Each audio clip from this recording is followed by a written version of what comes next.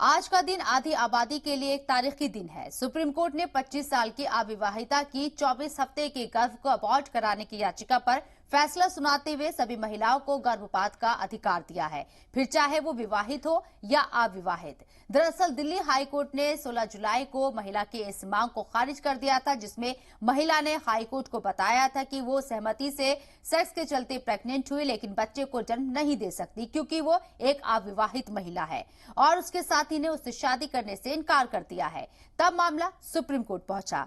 Medical termination of pregnancy act के तहत 22 से 24 हफ्ते तक गर्भपात कराया जा सकता है। इसके साथ ही अदालत ने एमटीपी एक्ट के तहत मैरिटल रेप को भी शामिल करने की बात कही। कोर्ट ने विस्तार पूर्वक व्याख्या करते हुए माना कि विवाहित महिलाएं भी सेक्सुअल असॉल्ट और रेप सर्वाइवर्स के दायरे में आती हैं।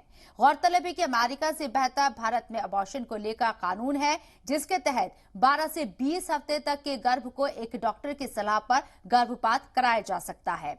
दूसरा 20 से 24 हफ्ते तक कुछ कैटेगरी में 2 डॉक्टर की सलाह पर, तो वहीं 24 हफ्ते से ज्यादा की स्थिति में मेडिकल बोर्ड की सलाह पर गर्भपात किया जा सकता है।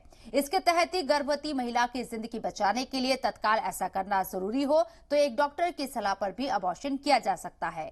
एमटीपी एक्ट के तहत कोर्ट ने आज ऐतिहासिक फैसला देते हुए साफ कर दिया कि गर्भपात के हक को लेकर विवाहित और अविवाहित महिला में भेद करना असंवैधानिक है।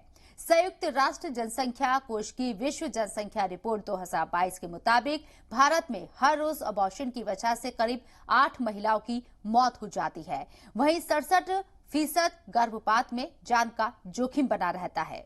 ये खबर आप देख रहे हैं जी सलाम के डिजिटल प्लेटफॉर्म पर शबनम हसन के साथ। ऐसी खबरों के लिए आप बने रहिए जी मीडिया के साथ।